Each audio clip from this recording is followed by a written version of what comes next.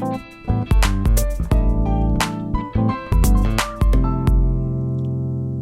Relationship Hub is the YouTube channel where you get to hear real and authentic relationship stories. Today's real relationship story is Anna Williamson's.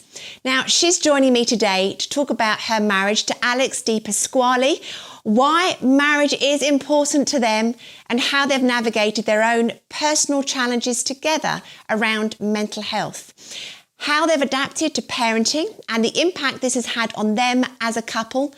And we'll be talking about their lockdown experience after becoming parents for a second time. Now, Anna is an experienced TV and radio broadcaster, and it's very likely that you'll know her from E4's Celebs Go Dating, of which she is one of the presenters or dating agents. Now, she's a counsellor and life coach. She's author of 3 books: Breaking Mad, The Insider's Guide to Conquering Anxiety, Breaking Mum and Dad, The Insider's Guide to Parenting Anxiety, and How Not to Lose It, Mental Health Sorted. And she's currently working on a 4th book, which is going to be about relationships. She's ambassador for the charity Mind and UK National Marriage Week. Anna presents 2 podcasts. One of them she presents with her husband, and it's named after her book, Breaking Mum and Dad. And if you've not listened, then do so, because there is no question that she and Alex talk honestly and openly about parenting together. A bit like the Hub, they speak the truth. Now, I had the pleasure of first meeting Anna 2 years ago when she became an ambassador for the UK National Marriage Week campaign, the annual campaign that I coordinate. Now, Anna and Alex have been married for 5 years. They have 2 lovely children, Enzo and Eleonora. Now, Anna, it is great to have you here on the Relationship Hub, particularly as you are someone that's always spoken with real authenticity and truth about your life, relationships, family, children, mental health. So let's start today with a bit of romance, if we can. I think that feels like a nice way to start. Tell me how you and Alex met. Well, my husband Alex and I, we were a bit of a cliche, really, because Alex was my personal trainer, and we met because I was back in 2014. Actually, it was 2013 at the time. I was training for there was an ITV entertainment show called Splash, and I was training to take part in it. And I needed someone to get me physically fit because diving, as it turns out, is a lot about being actually fit, not just as it happens. As it happens. Yeah. So Alex was my personal trainer, and I remember kind of thinking, oh wow, but to be honest, him and I, we were completely platonic for our whole sort of client personal trainer time together for sort of 6 months. And then it wasn't until I'd finished the show and, we'd kind of gone through that and I sort of, didn't need to be training quite as much as I was. And I'd actually also recently ended a relationship that I'd been in for various reasons, that it just sort of, it was very, very natural. It was very organic, and it just sort of really naturally evolved into 2 people that sort of crossed a line, but tentatively so. And turns out we mutually, when that sort of green light had been given, we obviously both were interested in each other. So that's how we met. So almost, do you think it was a friendship building up first before there was perhaps that kind of spark of romance, almost, that you'd kind of hung out together because you trained together? Yeah. And it's so true, isn't it, Anna? Friendship seems to be a recurring theme. Whenever I talk to couples about where it all began, friendship is so kind of foundational, I think, to relationships. So obviously you've, there you are with your Italian personal trainer that you've, the spark wasn't there before. Who knows why not? But anyway, but then it came. Think because I hadn't allowed myself to. I mean, when I say that, I think because I was still sort of working out while I was doing in the relationship I was in, and my husband, now husband, but was very, very professional and had never, had really, really valued being professional. So I don't think we'd even really allowed ourselves to even open up that possibility. But then when there was that allowing it, I was like, gosh, there is a big spark, massive spark. Yeah. Okay, no, that's great. And of course, that's the beginning of the relationship, but it did lead to marriage. So how did you get to that place? How did marriage come about? And how did you know you wanted to get married? I've always wanted to get married. I really believe in the sanctity of marriage. I think, like you said, Michaela, friendship is absolutely the underpinning part of a relationship. But there also has to be romantic interest and love and sexual attraction that goes with that. And all of that was there. And I have parents who have been married for, nearly 50 years now. And I've seen them go through their ups and their downs, or my grandparents. I think I've had some very good marriage role models around me. And it was something I really believe in marriage. I believe in having a partner, someone to share things with. And my husband, Alex, had exactly the same values. Family and marriage and commitment was a huge part of his values. So very quickly, actually, we got engaged, within a year of starting to date. And we got married 6 months later. And then I was expecting my son a month after that. Wow. So it's quite sort of a whirlwind. But I guess the way you've talked about it, that you've got two people coming together with shared values, do you think that perhaps kind of progressed things more quickly than it might do for other couples who perhaps are not in that same place? Yes. And I think, as a relationship coach, it's really important to first and foremost identify those values, and where are your shared values. And I think if your values are aligning, as mine and Alex's were, it's not to be confused with interests. I mean, we are quite different as people, actually. He is Italian and fiery, and he can be quite considered, quite introvert. I am, very British, and I can be a bit scatty and forgetful and clumsy, but I hate confrontation. So we are quite different in a lot of ways. But if your values are aligned, and ours were from the start, when we had we vocalized what we wanted from life, and our life goals. And he's Italian, it's kind of in their blood, really, for I know I'm generalizing, but to have a family. And we both realized that was something that was very important to us, and we wanted it soon. So I would say our shared desire for having a stable relationship and a family really fast tracked us into getting married, because we were a bit like, well, what are we waiting for? Yeah, absolutely. Now, obviously, you've talked about these shared values. You've talked about the role models that, you've had, and how important family and marriage has been. How ready then were you for married life? Do you think, okay, I've seen how it's done here, boom, let's do this, this will be fine? Or did you feel any sense of intrepidation about it?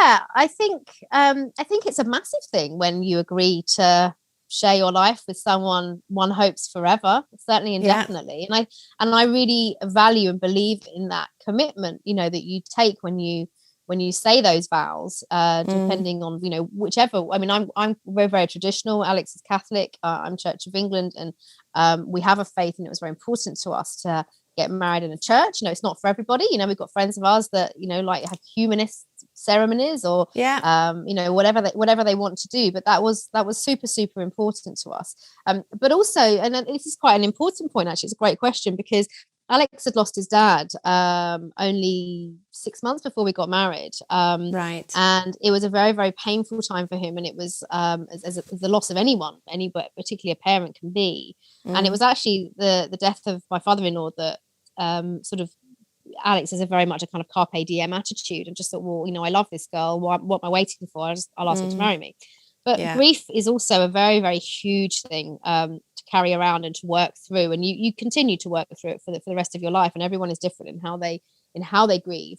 But we did find, as we were leading up to the wedding, a lot of that grief was starting to come out in Alex, and it led to a little bit of family conflict to do with certain family members that my husband wasn't too keen on attending for reasons that were personal, but all sort of linked to his father's death, and just feelings of that grief, because grief can bring about anger, as much as it feels a bit of a you can't really pinpoint why, but anyway, so that caused a bit of friction, because it a time where, you know, it was supposed to be about us on our wedding day, and it started to feel to me that it was getting a bit more, you know, about other people. But and I'm a big fan of this, you know, we actually have pre-marriage counselling, which was a brilliant thing to do. And I think marriage courses are fantastic. We actually had marriage counselling before pre-marriage counselling, which was brilliant, and it really helped us offload and sort of file how we were feeling and come to a kind of a bit more of an understanding with each other.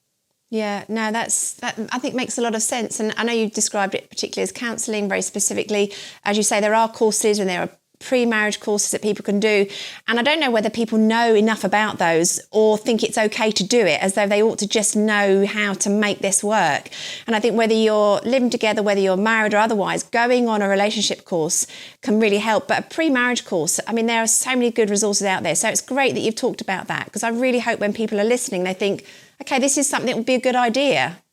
Well, I mean, in the Catholic faith, it's part of the marriage process is having that. And honestly, I don't know about you, Michaela, and any feedback you get, but anyone I know, and I get on social media when I talk about it, everybody that has had some form of pre-marriage counselling or coaching or has done a marriage course has loved it and has said how vital it had been in them preparing to be married, because being married is a huge thing. It's a wonderful thing, but it is a union, and it's, you know, and you are going to have, you know, we can't just have rose tinted glasses of the big day. You know, it's going to have its ups and downs. It's got to, you know, because that's life, and there is no more personal union than living together, you know, and stuff happens.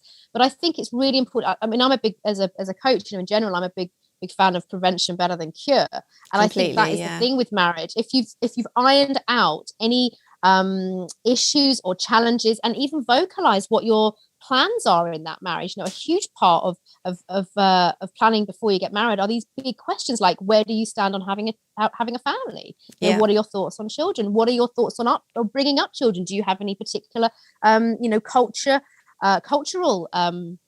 things that you want to include that could perhaps jar? And this happens a lot. If people aren't thinking properly about what married life might be like, people often just think of the big day, and that's lovely and that's great, and I'm all for that. But people then go, oh, now we're married, now what? And you always get the marriage blues a bit as well. And that's the important bit, is really working out what this marriage is going to look like, what's important to me, what's important to them, and how this will work. Yeah, no, that's brilliant. I absolutely agree with you. And in fact, just to say, my husband and I, we had a sort of pre-marriage kind of course as well, and 100% would endorse that. And I think what you've said then about the day and everything as well, there can be so much stress and pressure for different reasons, family pressures. In some ways, that's partly why the Marriage Week campaign this year has been encouraging the micro wedding, the naked wedding, the smaller wedding, that does actually lift a lot of those stresses, you know, from you. But I think the point you've made there as well is the fact that marriage is about married life together. It isn't just about that one day. It begins, it's a bit like having children. The birth is a big deal, but actually life kicks in when you have that child. That's when when the journey really begins. So I think that's a really good point you've made, Anna. Now, talking of children, it was just under a year after you'd got married that you gave birth to your beautiful little boy, Enzo. Now, you've spoken again about him. You've talked about peri and postnatal anxiety that you experienced that time. Can you just explain briefly what that actually is and the sort of impact this had on your married life? Huge impact. And I talk about, you know, the birth of my lovely son Enzo, who's now 4.5, as the best day of my life, because you know, giving birth, having children, you know, wonderful. I just much like I wanted marriage, I always wanted children. But I was diagnosed with generalized anxiety disorder and panic disorder back in my mid-20s, and I'm now coming up to big 40 this year, Michaela. So sort of 15 years ago. Yeah, really. So it's something that I've learned to manage over you know, since then, and I've managed very successfully. And but when I became pregnant, first time round, again, even now, there seems to be coming on in leaps and bounds more about the understanding of mental health around expectant mothers and postnatally. But I think we're all used to the coined phrase of postnatal depression. But that really is a catch-all umbrella for all of the other mental illnesses and challenges and issues that can surround birth. And as you will know as well, Michaela, you know, giving birth, you know, it's up there as one of, well, it's the biggest thing that anyone could ever do, you know, carrying a child, birthing a child, and then raising a child. It's huge. And it not just has the impact on you, the person that births that, but obviously on your family and on your relationship. But my anxiety disorder flared up again in pregnancy with Enzo. And it made pregnancy very difficult for me from a sort of from an emotional and mental perspective, which I didn't really understand. Well, I didn't understand at all at the time. I think people just put it down to, you know, hormones and all that kind of thing. Completely. But it was a difficult time, and it was a difficult time on our relationship, because again, nobody can predict that, you know. And whereas you probably, Alex, also, I've never really asked him actually, probably thinking, oh, I'm pregnant, that's lovely, we're all in this lovely pregnancy bubble. And there were obviously times of that where we, you know, scans and things, always lovely. But that was also sort of marred by my very erratic mood swings, which were symptomatic of the anxiety disorder raging. And that was very difficult for him to manage, and also for me to manage, because I didn't understand it, and how the hell can he understand it if I don't? So then I had the baby, and you know, it wasn't a very good birth, unfortunately, and that then gave way to a sort of a full-blown anxiety relapse, and I had terrible birth trauma and postnatal anxiety after I'd given birth to him. So the first few months of motherhood for me were probably some of the toughest and darkest times ever. And that absolutely had an impact on our relationship, because again, Alex was like he was wading through the dark, knowing what to do or how to help me. But you know what, I'm really proud, because, you know, sort of 5 years on now, you know, we talk about this a lot, you know, and hindsight's a wonderful thing. And I'm really pleased that we've worked together, and we are stronger than we've ever been, because we learnt there was an obstacle, something was wrong. If I was, you know, something was wrong with me, you know, with my health, we confronted it together. I'm not saying it was pretty. I'm making it sound like it was just really simple. My God, we had some of the most horrific rows, you know, mouth-frothing rows in those first few months than we'd ever had, which was upsetting in itself. But we pushed through that, and we worked as a team. And actually, I'm really proud of how we learnt how to be parents, and we learnt how to be parents together as a married couple. Yeah, I think that's, you know, a really good story you've told there, Anna, because parenting for the first time is tough anyway. It's, you know, like you said, there's kind of the lovely moments. So for somebody who doesn't have any anxiety issues, and, you know, previously, it's challenging, it's hard, it's up and down, your emotions are everywhere. You do blame your hormones for everything. And if you're really ratty one day, I think I'll just call it the hormones, and, you know, whatever it might be. But to have all of that going on with kind of your kind of postnatal depression, etc., and for Alex to kind of not understand, because you don't understand, and the way we want to try and make things right is we want to fix things. Often we want to fix things for our other half, but when you don't know how to do that, there is that point of feeling probably rock bottom, and therefore how do you climb out of that? But I think what's interesting, Anna, you spoke earlier on about those values that you had around your marriage and what that meant, that this is, you know, we are planning to do this forever, this is our intention from the start. And I think that mindset is so crucial in navigating the really rough times, because that's your starting place. And I think what you've expressed there, Anna, is that sense of, we are going to get through this, even if we have the mouth frothing arguments, even if this, that and the other happens, we're going to keep going with this. And I think, and not to say that therefore, we know everyone must do it and it's easy, because it isn't. But the point is, it's worth it, and you've done it. And, you know, and that's a remarkable thing. Well, thank you. And I think the key thing as well, and again, we've learned this the hard way as well. I mean, we are certainly not perfect. We've been learning as we've been, you know, navigating our marriages. When you have the ideal would be to not have those sort of ear-splitting, window-shattering rows in the first place, but also to know what the safety parameters are around that argument, and to not throw out any really negative or power shifting phrases, such as, right, I'm leaving, or I'm getting a divorce, or, you know, and lots of people, you know, if they were really honest with themselves, you know, throw those things out, you know, willy-nilly, but they can actually be very damaging in a relationship. And I would always say to people, and we learned that, you know, that don't just stay in that moment and do what you need. Don't say anything that you could regret or that could be hurtful and that could also be disrespectful to the relationship, even though it's said in a moment of of frustration, it's still ultimately disrespectful to all the everything you've put into that relationship. So yeah, I think when it comes to arguing as well, you're going to argue, you're going to bicker, but keep it safe within those parameters. Yeah, no, absolutely. I'm glad you brought that point out, because I think, let's be real, it's going to happen. People will argue. You can't agree on everything, whatever you're going through. So no, thank you, Anna. That's great. Now, let's jump forward to December 2019. You had your second child, Eleonora. Having had a difficult time first time round, were you worried? Did you feel, what happens if it all kicks in again? How am I going to manage this? And how are we going to manage this? You and Alex, was there a sense of, right, how do we prepare? Yeah, absolutely. The pregnancy with Eleonora was a very much a calculated decision, and we specifically waited a good few years before thinking about doing it again, because we'd got ourselves together. We were doing okay. Life with one was great, but we also wanted to be really considered in, if we did it again, what we had to be realistic in what could happen. Could my mental health suffer again? Yeah. Two's a lot, So we actually had I actually with my doctor, I had a preconception appointment just to kind of work out what that would be like and what my options would be around the birth. And a huge part of my pregnancy with Eleonora was Alex and I worked so much more as a team.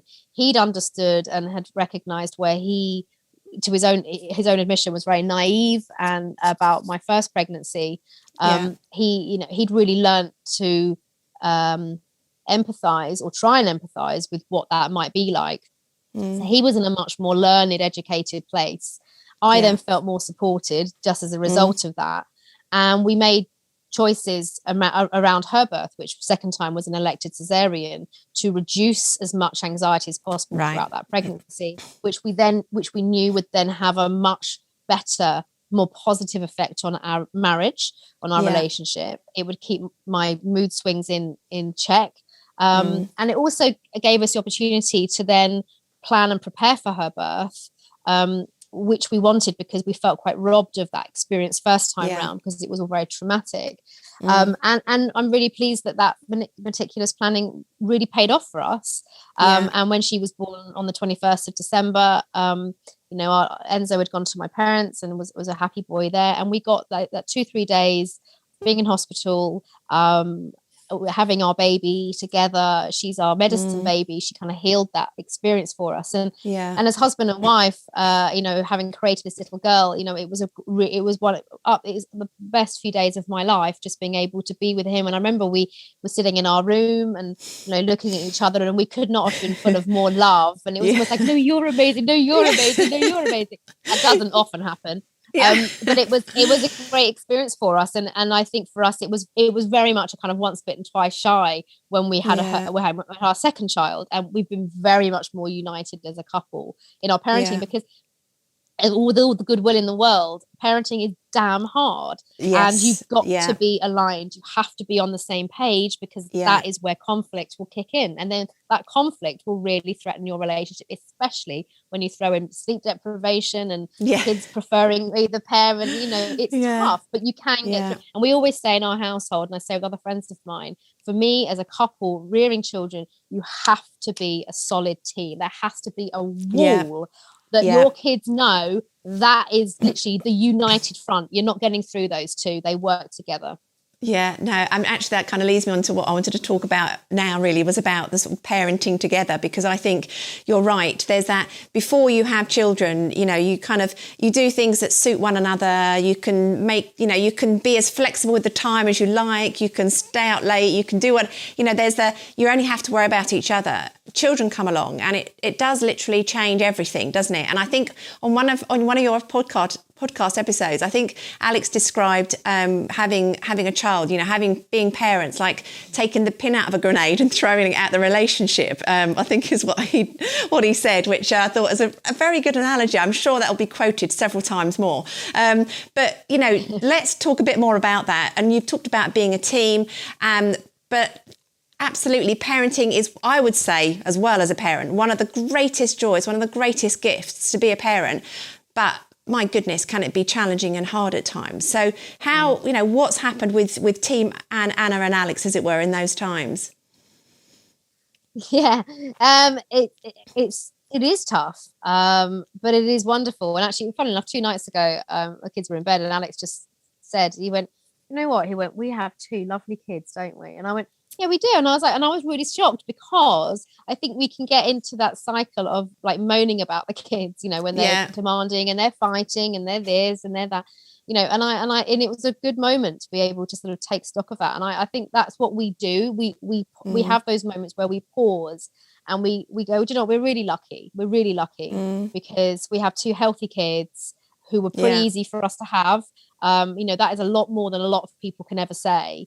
And I think for us, it is just about, we constantly communicate with each other about the children, but it's without a doubt. I mean, the kids become, they overtake everything else in the house, in your relationship. And, over the years, we've really, and it's different. I mean, Eleanor is only, she's just over 1 now, but we have to prioritize our relationship. And, we always live for Friday nights. Those are our times, to be together. Yeah, you have to, because otherwise I think you're guilty if you end up putting each other so far down the bottom of the list, and it's, what does my mum always say? You throw your rubbish. Oh, I can't remember what she says now, but basically the ones that are closest to you sort of forget to give them your all. And I think particularly coming out of a pandemic and a lockdown where we've spent so much time with perhaps one person or, a few people, there perhaps is that tendency to not really give them any of your quality time because they've had the actual physical time. But no, we make a point of putting that focus on each other and having a cuddle, and so it's little things that seem really simple but actually you forget how much you don't do it because you're busy or you're doing something. So it's a juggle, but the kids know. I mean, we also value, we're routine parents and we value our evenings together, and we work really hard to make sure that our kids are in bed by 7. Yeah. Now, I think what you've said there about prioritising each other, I think when you have young children in particular, there is a great demand at times, because if they need feeding, they need feeding. You can't say, no, I'm putting my husband first right now. You'll have to you've got to do those things. But I think emotionally, and that sense of putting your other half first does enable you to be the better parents, as it were. It enables you to be stronger for your kids. And I think sometimes people get confused about that. And it's great that you've highlighted that, because it is easy just to be completely drawn down the parent route, thinking kids. But you then run out of energy and your relationship can lose steam as well. And it's kind of, as you say, setting aside time, Friday night, whatever, glass of wine, taking stock, breathing. Yeah, I think the biggest gift you can give your kids is to prioritise your relationship almost over them at times, certainly equally, because it's very, very important. And so many people, relationships start to fail because one of that person feels neglected, or they're not communicating properly. They feel that they've lost interest with each other. And that's why it's so important to keep that. And, your kids will thank you for that in the long run, if you're prioritizing each other, because they have parents that are hopefully healthy, happy and together, Yeah, no, absolutely. That's great advice, Anna. Thank you. Now, you've mentioned lockdown, and it's kind of like the dreaded L word, isn't it? Lockdown. And obviously we're in that phase of coming out of things now. But obviously when lockdown began, so back in March 2020, Eleanor is just 12 weeks old. Enzo, 3, and doing it well, I'm sure, doing 3 really well, needing time and attention. Well. Alex had been doing a degree, and I think it was coming to the finals for his degree, and you're still trying to do all of your work with lockdown and so on. I mean, it sounds like a breeze. I'm sure it was all absolutely fine, Anna, wasn't it? I'm sure you just sailed through it all. Best time of our life, babe. Best time of our life. No, I would say probably like a lot of people, maybe most people, I think this pandemic will have repercussions forever. Some good, but a lot challenging. And this pandemic, it's funnily enough, actually, when in the first lockdown, I suppose a byproduct of what I do for a living, as a life coach, as a therapist, I very quickly bowed out of this sort of you know, having to keep up with PE with Joe Wicks, with, you know, homeschooling, Zoom nonsense. I was like, I'm done. I'm out already because I thought, my God, everyone is highly anxious. I don't know about you, Michaela, that those first few months were just, you know, about a billion different websites and chat rooms and YouTube things that were just suggesting. Now it all comes from a good place, but then my God, it's overwhelming. And I bowed out straight away. I was like, nah, I'm gonna do this my way, which is almost going back to basics. But it works for my mental health. You know, if I get too overwhelmed, it's not good, you know, and I'm not a good mum because my anxiety, you know, would take over if I didn't, but I know how to manage myself very well now. But yeah, you know, as a couple, very, very tough, you know, for Alex, you know, 3 years we put in everything we had for him to do a complete career change, and then right at that last hurdle, the global pandemic threatens his finals. You know, that is not good, especially when you have a 12-week-old baby and a fractious, you know, 3-year-old. You know, him doing his finals in our upstairs study when you've got, you know, me teetering on, could I have more postnatal depression? We've got a newborn and a 3-year-old, you know, was not ideal. So we had some rough few weeks, but you know what? We're obviously stronger than we gave ourselves credit for, because we got through it. And I think a lot of relationships, I mean, I know this for a fact, really, and that the pandemic has seen sort of one or the other, really. Either relationships have sadly broken down, cracks that were there have perhaps widened and that relationship has broken down.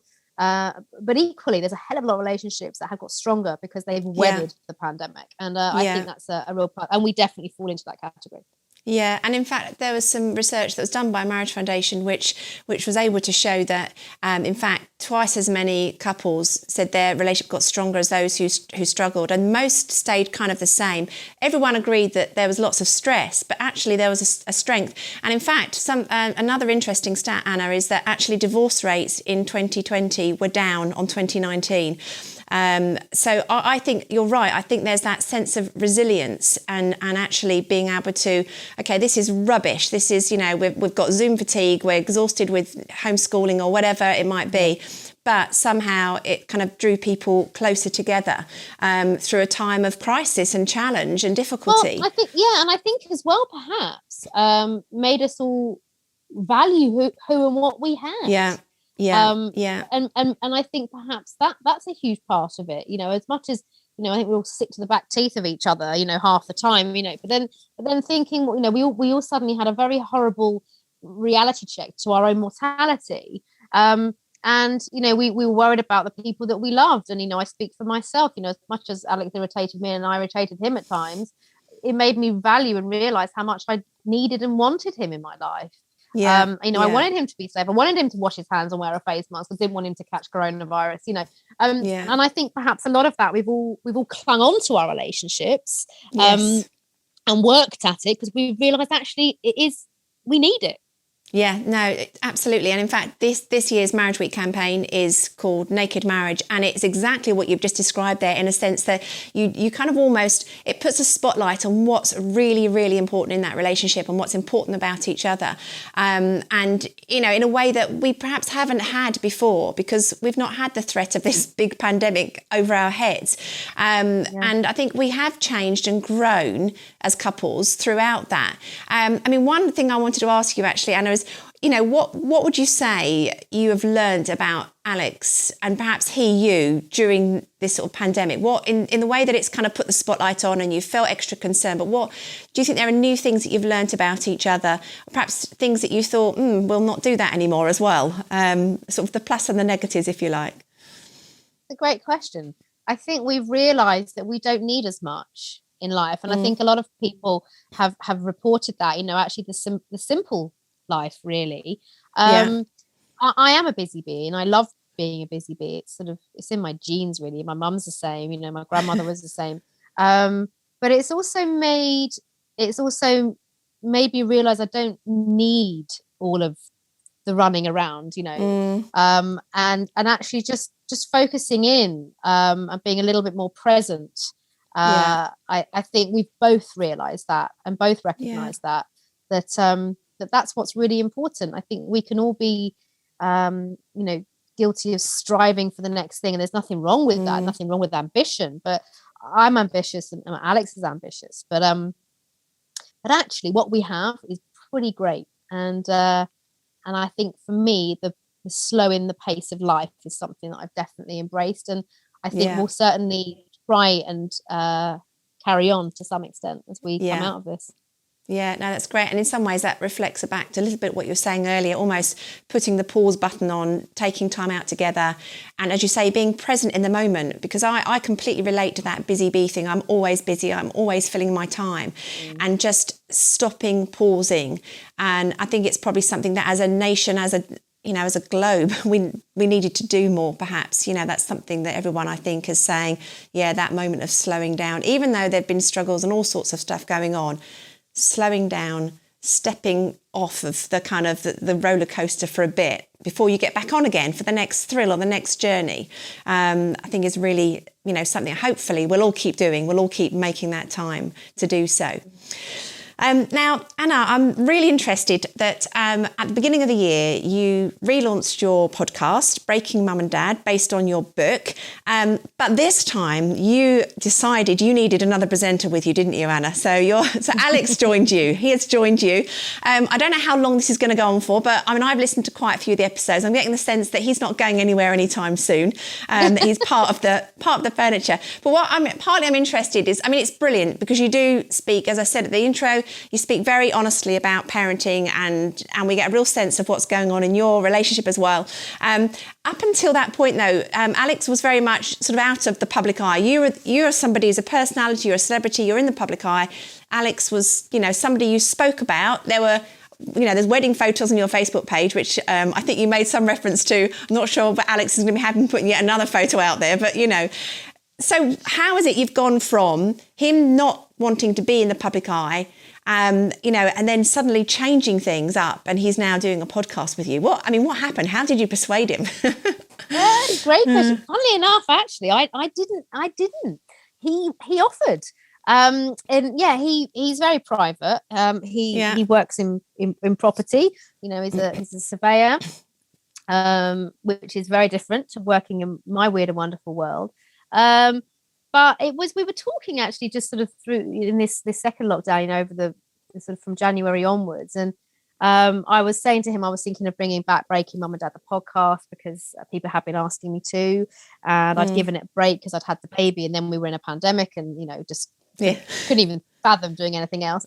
And he said, and I said, I said, yes. I said, I'm not sure what I want to do with it. Do I want to change it up a little bit, guest wise, or, and he said, how about if I did an episode? Oh, that was it. He said, how about if I do one episode with you?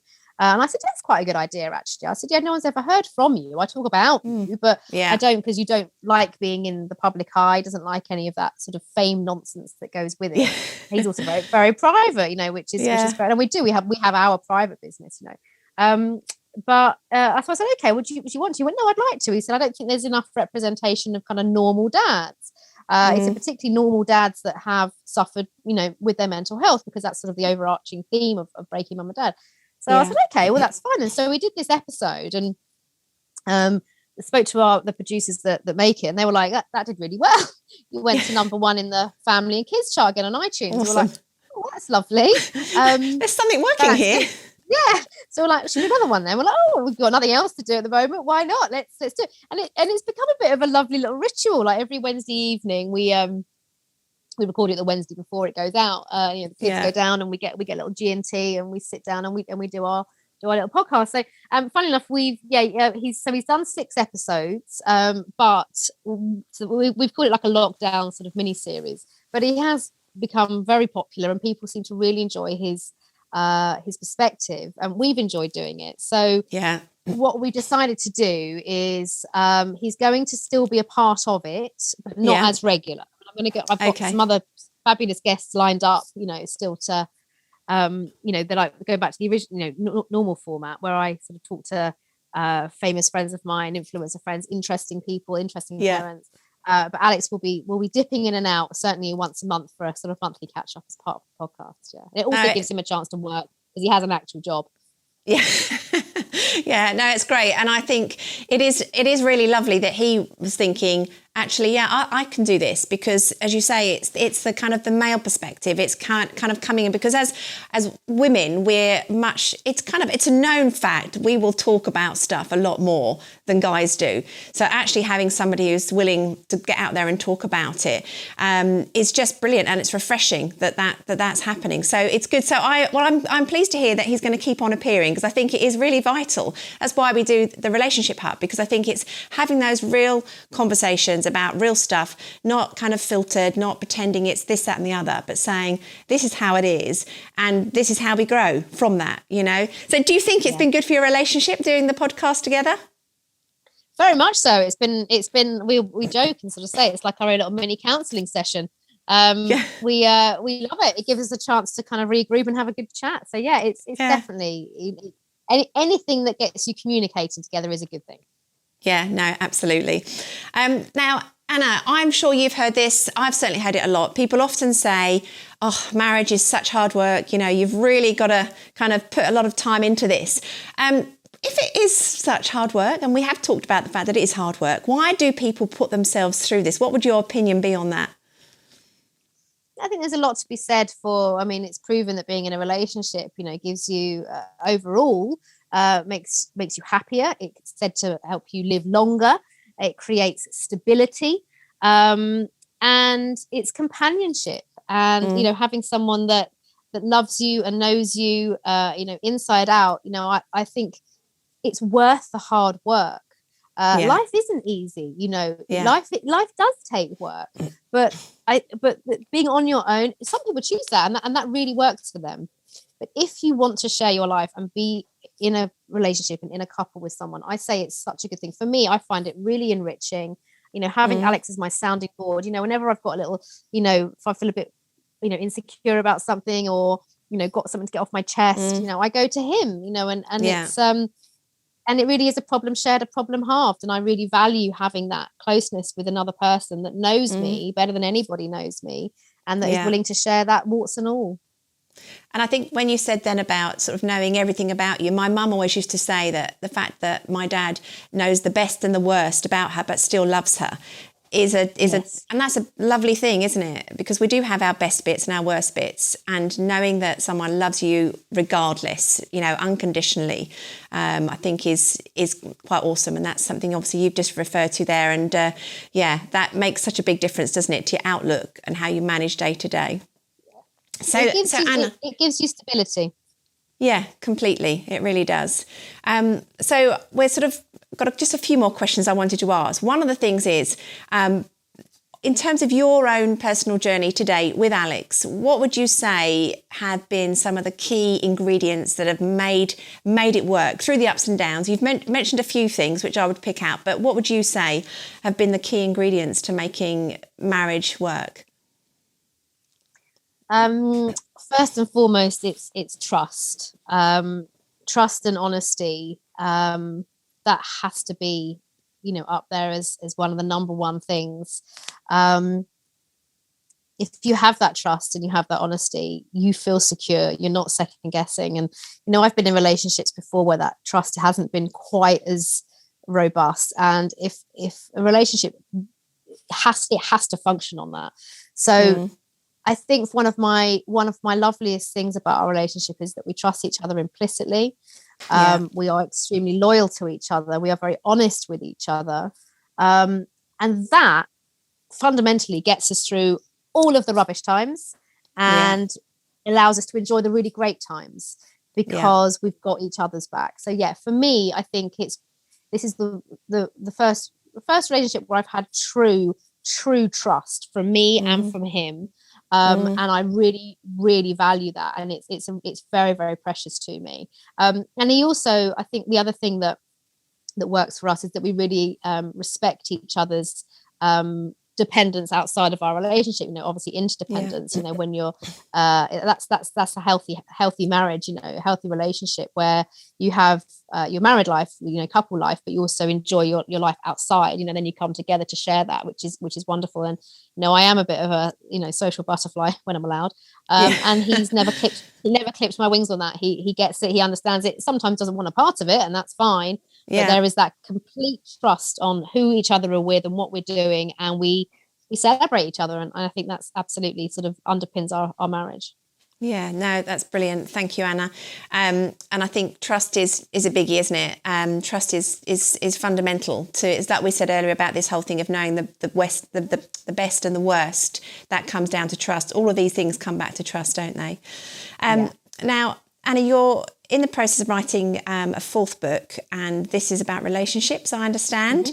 So interested to know really partly what inspired you to write the book, and also what we can expect from the book, and how much of your own marriage is reflected in your writing. So it's about dating and relationships. And anyone that's read my other books, it sort of very much follows the kind of warts and all, a bit tongue-in-cheek, a bit kind of like, oh God, yeah, I can really relate to that. Situations, scenarios, lived experience, professional experience from people I work with and that I know in the relationship field. What inspired me to do it really was I've wanted to write it for a while, doing Celebs Go Dating. Obviously, that's a big show that I'm a part of. But it really was the pandemic that kind of sparked me wanting to do it now, because for what we've spoken about before, how relationships have actually really quite weathered the storm in a lot of cases, in the majority of cases, as you said, statistically proven through the pandemic, but not without its niggles. And I wanted to write a book that reflects in a humorous but honest way on the dating scene, which is phenomenally challenging.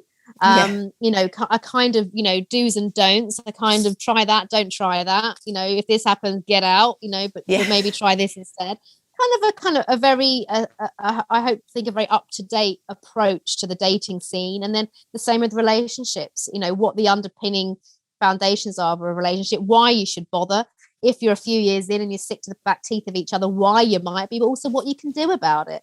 So that's the nature of the book. It's a lot of empathy. If you're fed up with moving the umpteenth pair of shoes from the doormat, flushing the loo and cleaning the skiddies, and all of that kind of nonsense. The emotional stuff on the dishwasher, isn't it? That's the big dishwasher. The emotional labour of me having to get all of his family Christmas presents. It's all of those sort of kids. How that can affect a relationship. It's basically all of those fundamental but massive things that impact a relationship, and basically how you weather it, how you future-proof it. And I'm really excited about finishing it. Sounds great. And I look forward to reading it as well, because I think, people are hungry, aren't they, to understand how to navigate these things. They want to know, and actually sharing experiences, sharing what's going on for us is the way people can actually, benefit, if you like, from the things we do well and the things we don't do so well, which is kind of why the hub exists as well, to kind of share those stories. So Anna, just one final question is, as a couple, obviously you knew you started off with same values and ideas and family, you've got a couple of children, you're successful, Alex has got his new kind of work and after his degree, etc. Are there, other plans? Are there things you want to do together as a couple in the next sort of 5-10 years? What are your kind of hopes for the future? That's a great question. Well, I mean, that's a great question. We've sort of toying with, do we have another baby or not? I don't know if we will or we won't. I mean, it's hard enough having two, but we're both one of three, and I don't know, we haven't quite closed that door yet, but we'll see how things pan out. And we'd like to travel a lot more as a family as well. Alex is Italian. We haven't been able to go to Italy in the last year, so we're very much missing, the Italian wellies. So as a family, it's about trying to be a bit more culturally rich, and really just keep growing as a family. We're also about to take on a renovation project on our house, which I think will probably make or break us, Michaela. But I think it's the underpinning thing is just to keep making new memories and setting new goals as a relationship and as a marriage, as a family. Funny enough, we were going to do this before lockdown kicked in way back in the day, but we wanted to get a joint hobby together, and we really want to join a squash club together. So it's things like that. It's it's worth it getting a babysitter once a week at 7:00 in the evening to go and play squash together, because it's something to look forward to together. Yeah, absolutely. Brilliant. Anna, thank you so much for coming on to the Relationship Hub, telling your story. I could ask you so many more questions. Perhaps you'll come on again at another time. We'll talk about your book at another time.